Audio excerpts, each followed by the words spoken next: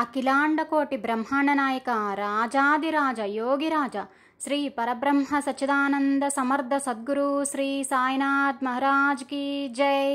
Hi friends, welcome to our channel. అందరూ ఎలా ఉన్నారు? అందరూ ఆ బాబాగారి దయ వల్ల సంతోషంగా ఆరోగ్యంగా ఉండాలని మనస్ఫూర్తిగా కోరుకుంటున్నాను.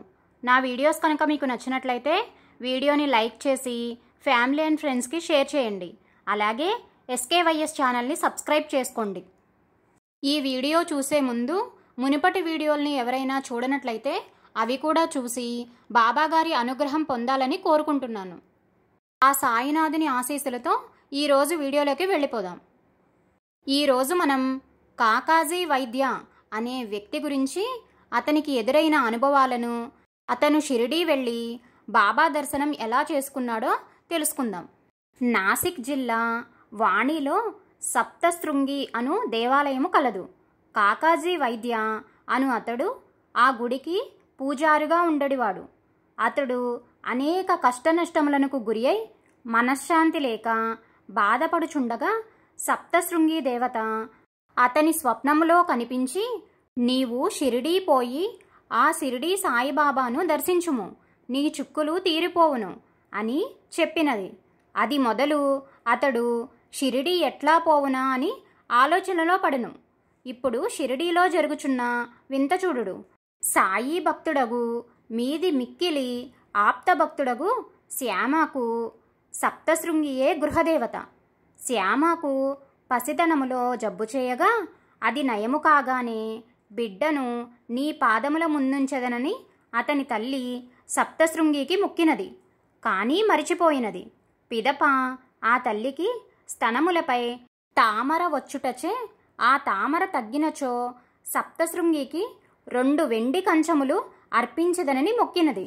అదియును తీరలేదు. ఆమె మరణించు వేళ ఈ 2 మొక్కులను తీర్చు భారమును శ్యామపై పెట్టినది. కాలగతిలో ఇన్ని నాళ్ల తర్వాత ఇప్పటికీ శ్యామ ఆ 2 వెండి కంచములను చేయించి బాబా పాదముల వద్ద ఉంచి, బాబా, నాకు ఇలువేల్పువు ఇలవేల్పువు నీవే, ఇవి స్వీకరించి మొక్కు చెల్లింపు పెట్టుకొనుము అని కోరెను. బాబా అంగీకరించలేదు. తన దర్శనమునకై తపించు కాకా వైద్యను షిరిడీ తెచ్చుటకు ఇది ఒక అవకాశము. అందుచే బాబా శ్యామను సరాసరి వాణికే పోయి మొక్కు చెల్లించుకుని రమ్మనెను. ఎంత చిత్రము!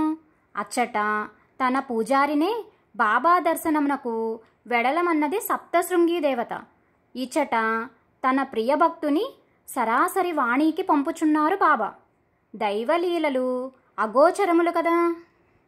తాను షిరిడీ పోవుట ఎట్లా, బాబా దర్శనమెట్లా అని తపించుచున్నాడు కాకావైద్య. అంతలోనే వచ్చినాడు శ్యామ. కుశల ప్రశ్నలందు అతడు షిరిడీ నుండి వచ్చినాడని తెలియగానే కాకావైద్యకు ఆనందముతో కన్నీరు వచ్చినది. వారు సాయి లీలలను గురించి ముచ్చటించుకొనిరి. శ్యామ మొక్కులు తీర్చిన పిదప ఇరువురునూ కలిసి షిరిడీ చేరినారు. కాకాజీ వైద్య బాబా దర్శనం చేసినంత మాత్రమే అతని మనస్సు స్థిమితము పొందెను. సాయిబాబాను సర్వస్య శరణాగతి వేడెను. 12 రోజుల పాటు షిరిడీలో ఉండి బాబా యొక్క ఆశీసులను, ఊదీ ప్రసాదమును పొంది వాణికి వెళ్ళెను. చూసారా బాబా లీలలు ఎంత గొప్పగా నుండునో. కాకాజీ వైద్య షిరిడీ రావడం కోసం శ్యామను వాణికి పంపినారు. లేకపోతే ఆ మొక్కులను బాబాయే చెల్లించుకునేవారు.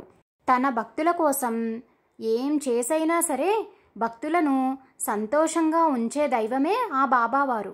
మనందరి మీద కూడా ఆ బాబాగారి ఆశీస్సులు ఎల్లప్పుడూ ఉండాలని కోరుకుంటూ అందరికీ ఓం సాయిరామ్, ఓం శ్రీ సాయినాథాయ నమః. Thank you for watching friends.